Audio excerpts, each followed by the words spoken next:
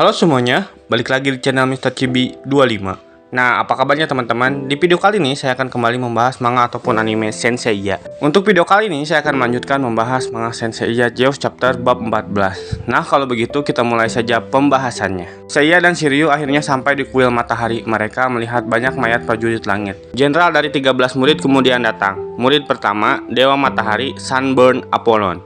Menurut Apollon, untuk membuka jalan, Saka bertarung dengan berani sebagai Sen melawan puluhan kaisar dan Apollon salah satu dari 4 kaisar surgawi dan yang terkuat. Seiya harus memberinya penguburan yang layak, ucap Apollon.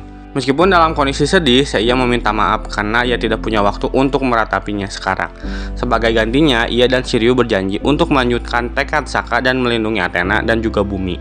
Athena adalah salah satu dari ke-12 dewa yang telah melewati gerbang matahari dan memasuki taman suci para dewa.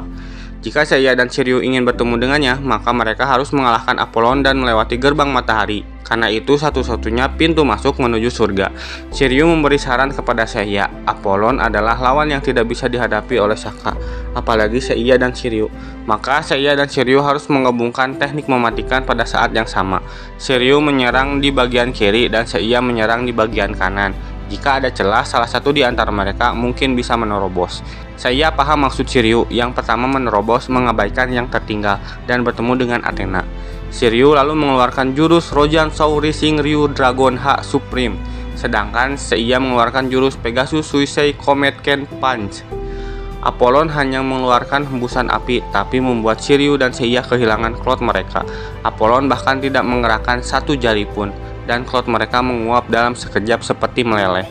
Seiya dan Shiryu seperti menabrak dinding api yang tak terlihat di sekitar Apollon.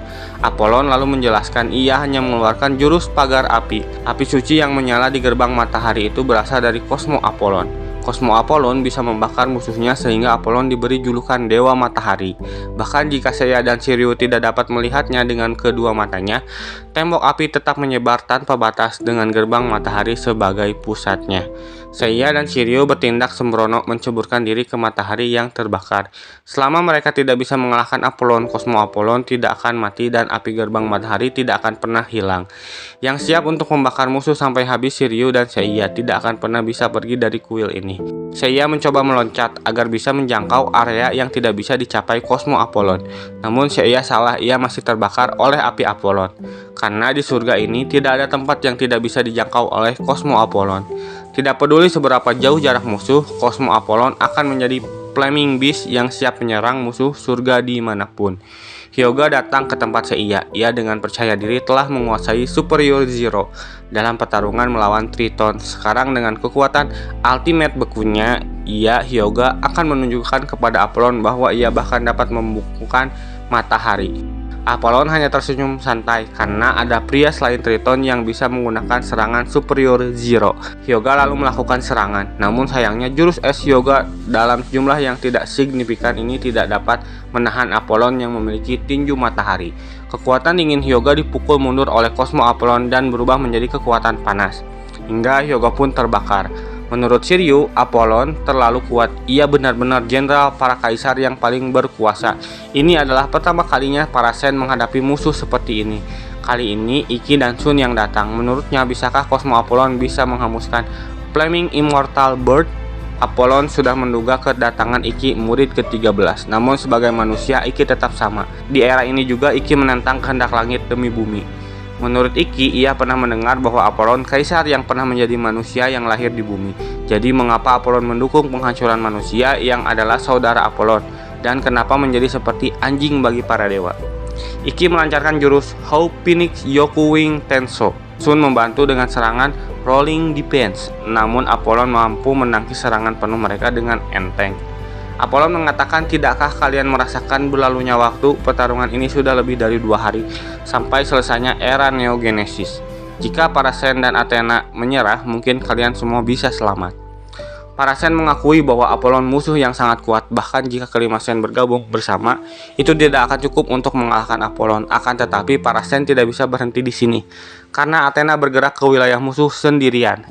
Jika Seiya berkecil hati di sini, Seiya akan kehilangan hak untuk menjadi seorang Sen. Seiya merasa tidak ada gunanya selamat dari kehancuran jika ia sendirian hidup di dunia baru. Kemudian para Sen bersumpah pada jiwa para Sen emas yang telah meninggal dan meninggalkan takdir bumi dan Athena kepada para Sen perunggu dan kepada rekan-rekan yang percaya menunggu di bumi yang akan dihancurkan.